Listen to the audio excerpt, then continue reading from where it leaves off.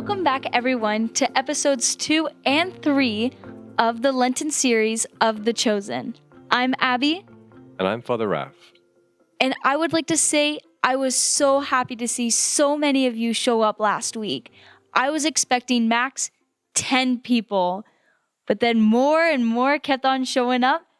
And to be honest, I was a little stressed. I was running out of binders. I was running out of sheets of paper. And my mom was in the back worried about coffee for everyone. But although it was stressful, I was so happy to see so many of your beautiful faces. And for those of you who are joining us for the first time, welcome. We hope you enjoy this series.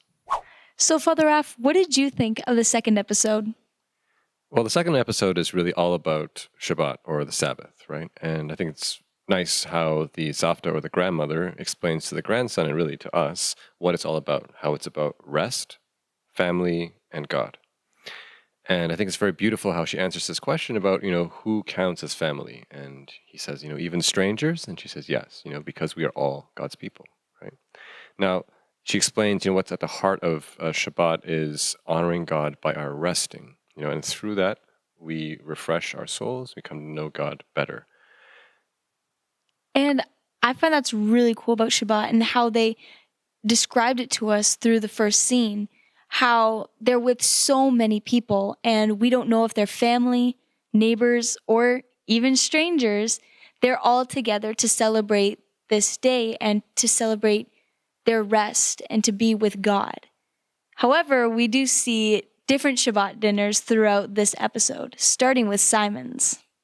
So Simon just does not seem rested, right? He gets up in the middle of the afternoon in one of the episodes, his hair is all disheveled, but he kind of is just going through the motions when it comes to Shabbat. He's there for the prayer, and then he gets up, kisses Eden, and then he goes. And so, he has this opportunity that God has given him to have a little bit of rest, in the midst of his worries, but he just kind of misses it. What did you think of Matthew's Shabbat experience? Well, Matthew's Shabbat experience, it was also very different he hadn't celebrated Shabbat in a while because of his decision to be a tax collector. He withdrew from the religion celebrations. And I thought it was really cool how Gaius actually inspired him to go to his family's house. And he was there. Matthew was so close to invite himself, but he stopped because he didn't feel welcomed. So he found acceptance, though, with his dog, which through that he celebrated Shabbat. And another Shabbat that was really different was Nicodemus's. For sure. So Nicodemus's Shabbat is a production. They have all this fancy dinnerware and the tapestries and everything. But again, even though he knows what this is all supposed to be about, he's also not at rest. He's got this question on his mind, this search. And then when it comes time for him to begin it, that opening verse, he says it kind of half-heartedly. He's like, woman of valor, who can find, right? But it's just kind of genius how then the camera cuts to the woman of valor. Who is Mary, who is the only person who really celebrated Shabbat. And even though she didn't have much, she hadn't celebrated in a really long time, she was at rest. And she was with her friends, family, and even strangers. They were all at rest and literally with God. So I think it's so cool that the person that's least expected to do Shabbat correctly and to take that full meaning of it was Mary. All right, well, on to episode 3. What did you think, Abby? I thought it was, I love this episode. Not only because the main character's name was Abby, but it also reminded me of my own Catholic upbringings with my grandparents, my parents, and learning prayers and going to Sunday school. So I deeply connected with this episode. So what resonated with you in this episode, Father Raph? Well, I would say probably 2 things. So the first thing is when I tell people about The Chosen, I usually say, okay, guys, listen, it's not officially Catholic or anything, right? But there are some moments where I'm like, okay, there are clearly Catholics involved with this. like in this episode. And one of them is when one of the children asks Jesus, "What's your favorite food?" And Jesus says, well, I like so many different foods, but I especially love bread for so many reasons. And when I heard that the first time, I thought like, okay, am I the only one hearing this? Like, hello, Eucharist, right? The second thing that really resonated with me and actually remains with me to this day is shortly after Jesus asks the children if they know how to pray the Shema, right? And the Shema is the first and most basic prayer that every Jewish person learns. And God actually commanded them to pray it every day, kind of like how we pray the Our Father. And as they begin to pray, at first Jesus has this smile on his face, and it's kind of like, this is cute. The children know their prayers, right?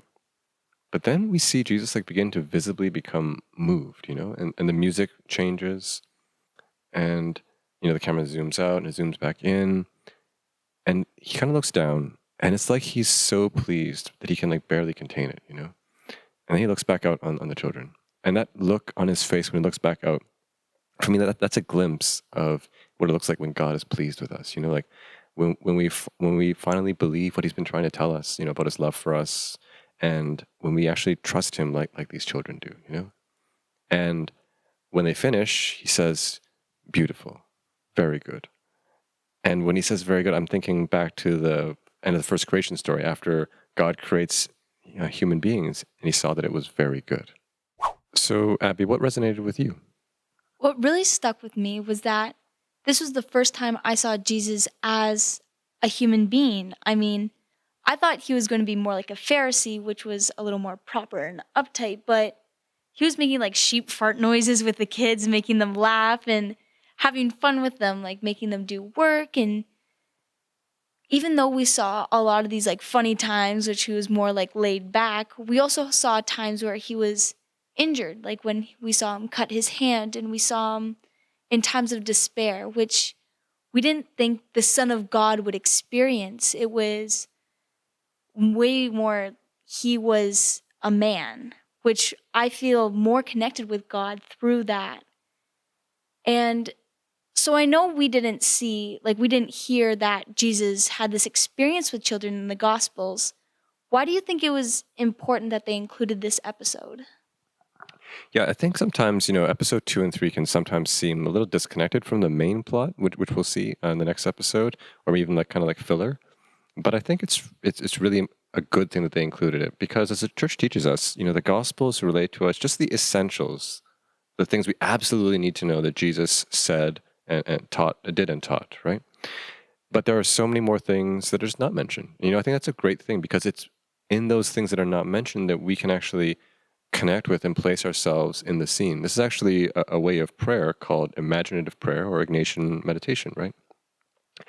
And it allows for us to make that connection. And so I think it's really great that these things are included, because I think it shows us how even the little seemingly insignificant things matter to God, not just the people and things that we think are important, right? And so I think Jesus says it so well in that note that he leaves for Abby at the end of the episode, "I did not come only for the wealthy."